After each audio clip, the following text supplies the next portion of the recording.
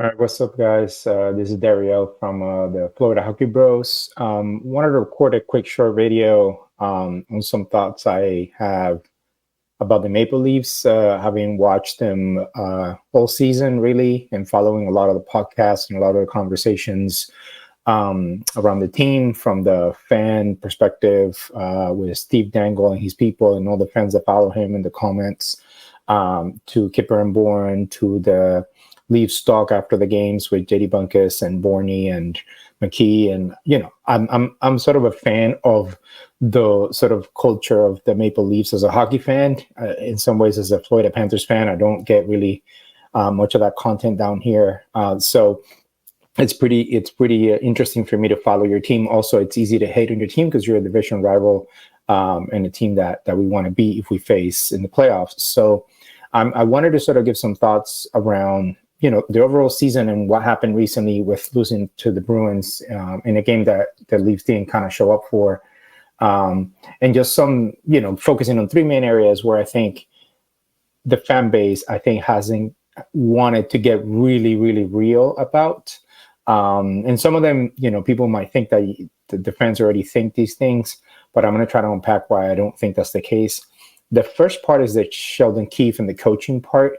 Some people just want Keefe gone now. Some people wanted him gone last year. So I'm not talking about that. That's been, to my mind, kind of obvious. He should have never been your coach. It's kind of what I would say. I think for Dubas to bring in a young guy, unproven guy at the NHL level with a young core that had already lost in the playoffs. And, I think it was a reaction to Mike Babcock being kind of hard on the team and that not going well. And they wanted to cuddle the players, and they decided to bring a guy that could be kind of a partner with the players that Dubas can maybe control or work with, and that wouldn't get in the way of their offensive style, the flashy style that gets people in the seats, that sells the stadium out, the arena out every night, and that gets people to be fans even if they lose in the playoffs in embarrassing fashion like they've done against mostly lesser competition. And the reason I say that he should never been your coach is that Keefe does not run the team like a program. He does not have a process. He does not have a style or culture that he's really imposing on the team. There's no way to know what his mark really is outside of the line matching, which he seems obsessed with. And that's not how really how you win in the playoffs, and or not the only way you really win in the playoffs. But you can see throughout the season that there's no discernible sort of goal that the coaching staff is working toward with the defense and the offense. There isn't a culture that they're trying to establish, a habit with the players, with every line, identity throughout the lines. This is the only year that we've seen him stick with a little bit more consistency at times with some of the lines and try to have a checking line and stuff like that. I know he hasn't always had a deep team or a lot of players to count on, but at the end of the day, he's moved people around. This year, he decided to get Marner out of the first line and put Domi there, which a lot of people have liked, but I'll get to that later. At the end of the day, there's no, the great coaches in my mind, like, when Jim Montgomery went to the Bruins, he didn't change the systems. He just kind of tweaked and upgraded some things, but he knew that he was coming into a really strong culture. Whereas Maurice coming into Florida, he needed to change everything because Florida had a really bad program, system in terms of the habits that the team had. We won the President's Trophies, that President's Trophy season, with flashy offense and like 16 comeback wins or overtime wins or whatever. And that doesn't translate to the playoffs, and then we get embarrassed. So Maurice comes in and says, no, we're going to struggle a little bit more during the regular season. There's a transition year. We're going to play hard. We're going to teach you how to play a style you're not used to. And we had a slow start. But the payoff was by the time we got to the playoffs, we knew how to play. And then we proved to ourselves that we could do that. And then now this season, we look a lot more competitive in the playoff, and we're deeper. So depending on the situation you're coming in, like Cassidy going to Vegas, you already have a dressing room and a team that's deep and has leadership. So he's coming in there to push him to give a really strong structure, coming from the Bruins, which had a similar way of doing things. So, you need a coach that has an end goal in mind for the team that he has, and who is going to push people, not just to play hard or to sacrifice and block shots, which is part of it, but it's really a guy who knows how to make the most out of the team he has, out of every line, who's going to stick to certain lines and allow them to create chemistry and trust, and really know that in the playoffs, they can match up really well against other teams you're going to have to face in the playoffs, especially teams in your division. I don't see that plan. There's a lot of reliance on the scoring, on the talent, on the flashiness, on some of the guys you bring in this year in terms of snot. This idea of bringing snot, it's like just let people hit. Reeves hitting people or whatever. Benoit finally like hitting people, fighting people. I'm like that's almost every team. Every team has that. Like for the Leafs, is something new, I guess, over the last few years, but it's almost laughable from the outside. Where like that's kind of should be expected of your team, that you're gonna have some guys who can hit, some guys. Every line should be hitting. Honestly, what you need to see is actually a better defensive system. How do you hide your deficiencies, and how do we make the most out of what you have? And how do you figure that balance out? And also, how do you get a culture of leadership within the locker room? Maurice has said, with the Panthers, and a lot of other coaches have said, Claude Julien in an interview actually the other day with the JD Bunker's podcast, he said that like you got to pass that off to the room. At some point, the room has to be the one that leads, and you're just there kind of more for the X's and O's. And once in a while, you got to yell at the team or you got to push them, but that hasn't really happened over there. You could tell 100%. And this is why Keefe sometimes has to, he tries to light up the team and then doesn't really work. And sometimes he tries to over support the team when they don't deserve it. And neither one seems to work. It's just kind of a sign that the locker room and the leadership isn't really there. And again, we saw it on the bench yesterday and the argument and all that. I don't think that's as much of a deal, even though it's just kind of funny and laughable the way that they talk to each other. But it's a sign that it's kind of a broken room, and it's not really a core that other people can buy in or try to follow. So I would say that that's the main thing that folks need to accept in Toronto is like, it's not just that the Keefe shouldn't have been there or needs to get fired. I think is that you need a coach, not just a hard ass, that's why Babcock didn't necessarily work. You need somebody who has a vision in the program and knows how to build a culture, even if in the short term, there's going to be some growing pains, some people getting used to a different system, some losing, some having to claw a little bit more. Tampa had to change their style in order to win after they got swept. And then they didn't win, the President's Trophy, but they finally got their cups. Panthers have had to change. A lot of other teams have had to change. The Capitals had to change their style. So, Toronto is going to have to like really change, not bring some guy with snot or whatever. That's silly. You gotta get everybody to really buy into what the goal is, what the identity for every line is, and then have the leadership and the buy-in from everybody, and have the leaders on the team show up. That leads me to my second part, which is that core. I know a lot of people are going after Marner now. People are going after all of them in the past, but I'm going to break down real quick like what I think about each one of these players from the outside and what I see. Because these are very talented players. I would take pretty much all of them on my team if I have a good structure and a good team and a good leadership. I would take any one of those players with the talent. The problem is they don't have that. So to me, Tavares being a captain doesn't work. Tavares would be great if he had like a Chuck on one side and maybe Verhagen the other, or if he had Hagel and Nick Paul, tough guys and stuff like that. He could make a great assistant captain, given how dedicated he is to the game. But he just doesn't seem to have the charisma or the leadership to really do that. And also you can see that the team doesn't necessarily look at him truly as a captain, because I've seen plenty of games, both in the playoffs and the regular season, and even against the Panthers, the last game of the regular season against the Panthers, where like he was getting lit up and hit and crush check to the face, and the team wasn't really rallying around him or doing anything to protect him. He's gotten dropped and no one's done anything. The regular season, Barkov got dropped by Letang in a game against the Penguins in Pittsburgh. And the rest of the game, the Panthers stopped basically playing and went after Letang over and over. We took like 3 penalties on Letang. And, in Toronto, they like to say, Keefe likes to say, that's not smart. That's how you lose the game. The Panthers and Maurice know that forget the points. Forget that. You need to send a message, because if you face the Penguins or whoever in the playoffs, they got to know if you hit Barkov, this is what's going to happen. You're not going to be able to play for the rest of the game. We're going to slash you, hit you, crush check you, fight you. And so, because you hit our captain. So you have to think twice about doing that. If you're going to do it, then you're going to know that for the rest of the game, this is going to be where you're going to go through. And that's the time to actually send that message, so that hopefully in the playoffs, you don't have to take all those penalties. And what's funny is that the Panthers didn't lose that game, I don't think. So all to say that when you don't see that happening, you know that Tavares maybe should not be the captain. Marner, terrified of contact in the playoffs. It's I feel bad for the guy. Like, if you really watch the highlights, he avoids contact all the time. He tries to go away from it on the forecheck or on defense. By contrast, the Bruins, play close attention next game, or go back and watch the previous games from the series if you're a Toronto Maple Leaf fan. Look how many times a forward or defenseman from the Bruins takes a hit knowing it's coming in order to get a puck out of the zone. Every single time. Every single time. They protect the puck, they take the hit, and they get it out. You know who else does that really at an elite level? Vegas. And that's why Vegas beat the Panthers in the final. We could not get the forecheck going because every time we got the puck in and we went to chase it, those big defensemen would be ready to take the hit and make the right play and get the puck out of the zone.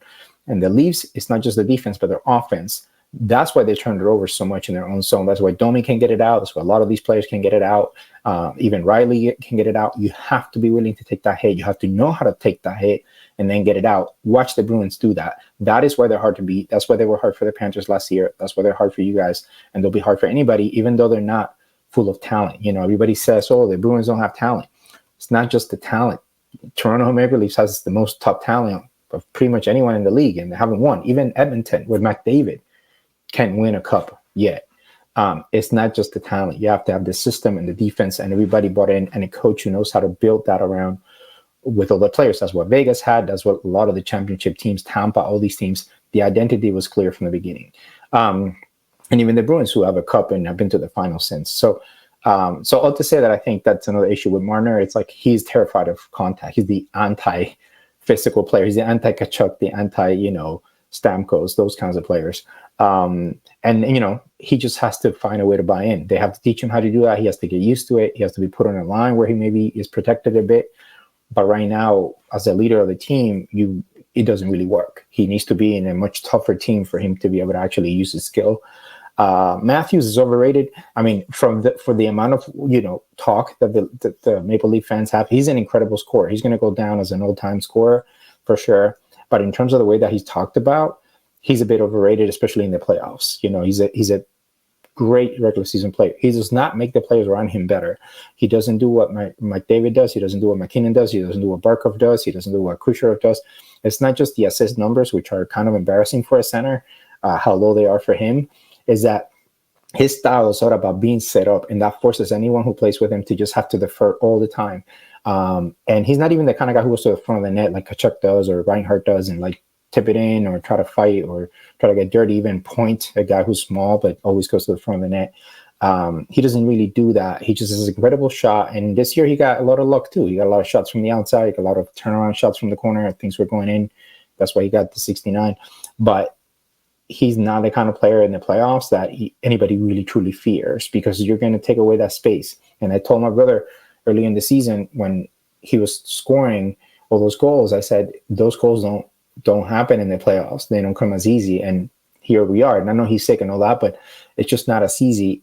So when I say he's overrated, I mean by the way that he's talked about. There was a fan who said in one of the comments once, I think last week, and when he had a really good game against the Bruins in game 2, somebody said, keep McDavid, I'll take Matthews or whatever McDavid, which is an asinine comment by a fan, but it just kind of shows you a bit like how much of a bubble Toronto can be and how kind of bought in and brainwashed they are about their players.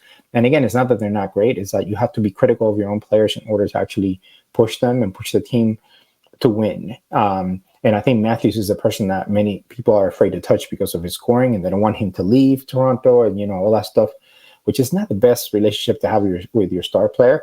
You got to push him. There's got to be accountability. So for me, he is not a guy that I'm necessarily afraid of, to be honest, in the playoffs. I think he can be had by a team that's well structured. And he shouldn't be the only one that can lead a team to victory. It's got to be the whole team, right? So anyway, he's not going to make the players around him better. So I don't fear him and the players around him and his line as much if I'm a top team. And then finally, Nylander, who everybody loves now, and everybody was like defending after he came back and kind of taking his comments, kind of being nonchalant. He's always like nonchalant. Oh, he doesn't stress and whatever. The dude doesn't care. The dude literally does not care. Compared to other players, the way he behaves, the way he plays, he doesn't care. He was pouting because he didn't get the 100 points. He was put on the third line. I've never seen anybody have migraine for a week, without going to the hospital and being checked out for something more serious. Because, I mean, that's kind of insane. And I'm not saying migraines are not terrible. They are, but that was a lot of games to miss, and just the way he talked about it and the way he was being sort of dismissive, and just the way he plays and the comments after the game, he's wearing no shirt, he just Willie Styles or whatever. Like, the dude is not a winner. And I know that people say, oh, he's the playoff Willie. Like, come on, Verhaeghe is a playoff player. He has 5 overtime goals in the playoffs in the last 3 seasons. There are guys like that who are clutch. Like, Nylander's not that. You just seen him score a couple of key goals in moments where your team wasn't that great, and then you think he's the only one. But he wasn't playing great defense those games. He wasn't hitting people. He wasn't blocking shots. He wasn't doing any of that. And yeah, even a player his caliber should be doing some of that. If you think you're going to win a cup, you better expect him. Of course, Marshall should do it, and Mark Stone does it, and Eichel does it. So, and Reinhardt has learned how to do it, and that's why the Panthers are better now. So if you're not willing to do that, and that's the thing that the fans maybe don't want to hear, is that Nylander should have probably the guy who would have been traded, because I do think Marner in the overall picture has more value, and he's a smarter player and can play and set up people much better. But at the end of the day, again, when I say they don't care, I mean to the level that you need to, right? These are athletes. Of course they care. Of course they want to win and all that. But I'm talking about compared to the top teams. You guys want to be a contender? Like, that's what it takes. It's gotta be obvious from every player, the way they talk, the way they carry themselves, the way they play, the way they sacrifice. But they do that. And his idea that, oh, I don't get stressed, I don't worry about it. That's, you better be stressed, you better be worried, you better care, you better fight. And so anyway, just kind of laugh off from the outside how it's always excuse as though he's like mentally stronger than other people. Like, no, he's not that great. Like, he hasn't won you anything. He hasn't done anything big. He hasn't sacrificed in any true way. And you guys are just giving him a pass because he looks good. He's a flashy player. He's a beautiful player to watch, but can't win with that in the playoffs. And the last thing that I think the fans don't want to hear is that you, the fans, and the pundits and everybody around the team are complicit in the whole thing. You have amnesia every summer. It's hilarious. Last year, after you lost to the Panthers, everybody was saying blow it up. Everybody. You wanted to trade everybody, the core four, Prior Keefe. I mean, everybody was ready, from the podcast to the fans, everybody, right? Give it 2 months, and the Dubas thing becomes a distraction, and all that thing goes down. Treliving comes in with a bit more experience, gets Bertuzzi, gets Domi, more snot. All of a sudden, everybody's like, oh, here we go. We're ready. We're going to win. We're going to compete now. We're going to have a better team. We're going to have a deeper team. Like, that's been the narrative this season. Everybody in Toronto, we have a deeper team. You don't. I mean, it's hilarious. If Domi is in your first line, you're not getting to the conference finals. Domi was in the first line for the Carolina Hurricanes in the playoffs. He was in the third line for Dallas, and he was a minus player despite putting up all those points in the playoffs. You know what that means? He wasn't playing on the power play. So he was on the ice for a lot more goals because he's a terrible defender. And that line for Dallas was not good. And Dallas was overrated last year. And we're kind of seeing a little bit of that now. He got destroyed by Vegas, could barely get through the Kraken in 7 games. So any forechecking team can take those teams, same as the Leafs. And I think that one thing that the fans don't realize that you get up in arms, but come summer, now they're going to fire Keefe probably if you guys can make it through, and they're going to bring a new coach, Berube or somebody who's tough, and all of a sudden it's going to be, clean slate, starting. We're going to be tougher now. We're going to be deeper. Maybe some of the young guys, maybe Easton Cowan, there'll be some new narrative to distract you. Maybe Nice can take a step, all these things. Wall can be the starter, and finally you have to get rid of Samsonov. But that's not going to fix anything because you're still going to have the same cap problems, the same top guys. I'll believe you'll trade Marner when I see it because you need to put butts in those seats, and you're not going to win the Marner trade. Though I think you should probably trade him and try to get deeper on defense, but I don't think you'll do that. I don't think you have it in you because your fan base and the pundits around it at the end of the day want to see the talent. They like the team during the regular season. They know it's flashy. They know it's fun. And you're okay with that. You keep filling up the stadium, the arena, and you keep showing up, and you keep having all these narratives around the team, and it keeps the money flowing. And at the end of the day, if you really, really want to hold it accountable, you have to really understand what you're watching and understand that the team that you have, it's not a contending team. It's just not. The style does not work. The leadership, the players you have, the cap situation you have, and this narrative that you were deeper, again, Domi in your first line, laughable. Bertuzzi can defend, and these guys are not physical guys. They don't forecheck. They don't really truly hit. They don't really truly fight. You know what they do? What they have done against the Bruins, take a lot of bad penalties. That's what they do. They need to be hidden. In the Bruins, Bertuzzi was playing a specific role on the power play, on a specific line, going to the front of the net, and they knew that was the whole plan. So that kind of worked. But he also took bad penalties against the Panthers, and ultimately the Bruins didn't win. So to think that all those guys were going to come in, all of a sudden magically like made the team tougher or whatever, you also lost talent. You lost Bunting, you lost Ryan O'Reilly, who you brought in, who's a leader, and now like in Nashville, look at him in the top line. You had those guys last year. You had Achari, you had Kerfoot, who's playing top 6 minutes and had a good season with Arizona. You had Justin Hall, you had Gustafsson, who's playing with the Rangers. Like you had a lot of more depth. Giordano was playing better. You had depth on defense. They actually were a pretty decent defensive team last year for a while. And even that, you couldn't win, right? That team was deeper. You had Ryan O'Reilly basically on your third line. He could have been your third line center or playing wing. You had Achari in your bottom. You know, you had Lafferty. You know, you have Wayne Simmons. You had Luke Shen. Like you had guys who were tough but could also move the puck. You don't have that in Edmondson. You don't have that in Lyubushkin. You don't have that in Benoit. Those guys cannot move the puck. And I'll say this, Pontus Holmberg, y'all, that's your third line center. You think you're deeper? Ryan Reeves is playing out there. Oh, he hits people. You know, the fourth line has been tough or whatever. Yeah, maybe it's a good matchup against the Bruins, but that fourth line is going to get cooked.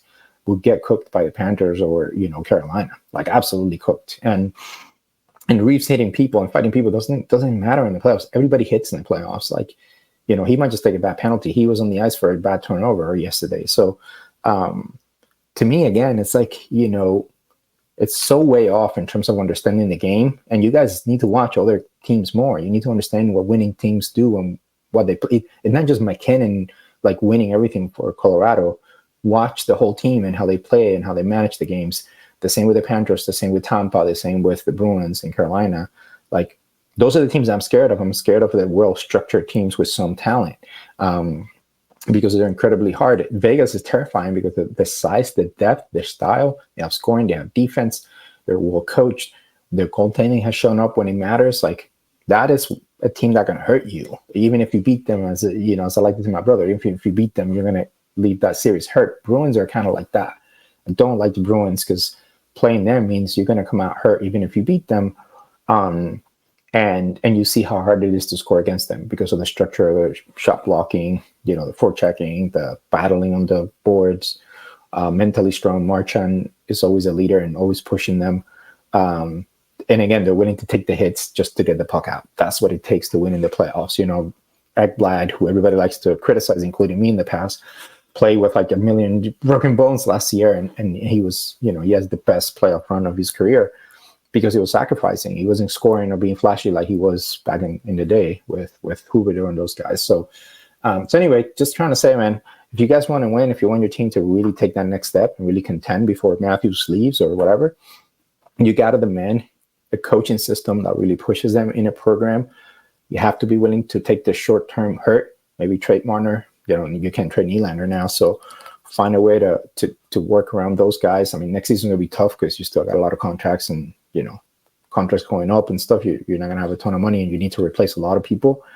But don't get distracted just because they bring Berube, just because they might bring Brady Shea or some other defenseman to replace Brody and, bring back Domi, and all of a sudden you're like, oh, we're going to start fresh. Like, you still have holes. You still have issues in the bottom six. You still don't have leaders who are willing to show up and lead the way. And the guys coming in, the journeymen who get brought in and traded for every year, they see that. They're not going to want to sacrifice or stick with a team like O'Reilly and Shenachari, who said, I'm out the minute they saw how things were in Toronto. And look how now they're doing in Nashville and stuff. So yeah, guys, you're just trying to be real. I mean, we had to be real and critical of the Panthers. First season, Maurice, half the Panther fans wanted him fired the first half of the season. It was like, why did they bring this guy? He's not a winner, which was asinine again. But that was sort of the view. It's like the accountability. You need to see the results, and at the end of the day, the process is work. The culture shifting, bringing Tkachuk in. You have to trade Huberdeau and Weegar and a first pick and a prospect just to get Tkachuk, but it's paid off, right? Because the culture matters. And all of a sudden, Barkov and Ekblad, all these guys, their play has elevated. Montour has come out as a leader. Forsling has come out as an elite defender. And Nick Cousins, everybody hates. Like, look at all those little contracts that Panthers have. Like, Kulikov, Stenland, Cousins, Lomberg, Lawrence. Like, all these guys who are kind of, playing hard and performing now. these are guys who are making $1 million or less, but you need to be able to fill your team with that. It isn't just the names. It isn't just Bertuzzi, Domi, the flashy name, Reeves, the biggest tough dude. There's also that pressure to bring those names to Toronto, and you got to build the right roster. You got to build the right program, have the right style, sacrifice scoring in the short term, get your guys to sacrifice, to believe in each other, create identity throughout the lines, have a buy-in, know what it takes, the sacrifice is going to take, and be willing to actually do it every game in the playoffs. And even so, you're going to lose some games. The series might be tight. That's the playoffs. You're not going to outshoot people and outscore people 5-2 every game in the playoffs. I've even seen Justin Bourne say, you just got to outshoot people and outscore people. That we're built for scoring. I mean, sorry, Justin, you should know better. You've been in hockey your whole life. You should know that that's not how you win the playoffs. Just not how it is. So for whatever reason, you guys keep expecting a different result, even though you're going about it the exact same way. And yeah, you did not have a deeper team. You had a more vulnerable team, a way worse defensive team, slower team out the back, Domi and Bertuzzi being liabilities, Humber, your third line center, should have gotten a third line center to at least improve you have Robertson out there, Reeves isn't going to be the difference. Samsonov has his issues. Wall has his issues. Totally get it. But it's not just on the goalie. If you're not defending in front of him, the goals are going to go in. So, and it's not like Bruins are scoring, 10 goals per game either. I know they want to light up Samsonov, but they allowed 3 goals yesterday. And the last goal, the third goal, was a terrible line change in defense. So, what are you going to do? He allowed two goals. You should have at least tied the game. So anyway, just my point of view from the outside, call me a hater, call me whatever you want. I just think it's that narrative that keeps repeating. I see it from the outside of it. It's hilarious. I can't wait for the summer when everybody's going to forget about whatever happens if they get eliminated. And, we got a new coach. We got a couple of new guys. We're going to be okay. We kept Marner. That's okay. You need the talent. You need this. You need that. You'll find a way to justify it. You'll say that it's deeper, or you say that it's tougher, or you'll say this or that. And it's been a long time without team winning. At some point, at some point is you, at some point is the team, is a culture, is a core, is the management, is the names that you go after, is the fan base and the pundits and everybody and what they're expecting and what they want to see. It's you win by sacrificing. Vegas wasn't great this season. They must still win the cup, Colorado had a hiccup last year, a lot of injuries and stuff. They had to retool, and now they might push through. We'll see, but yeah, you gotta make some real changes across a lot of different areas if you want to win. Otherwise, keep doing the same thing until Matthews' contract is up, and who knows if it's gonna stay. All right, y'all. We'll leave you for now. We'll try to do more reaction videos and stuff as we get deeper into the playoffs. And yeah, we'll see how it goes. Go Panthers.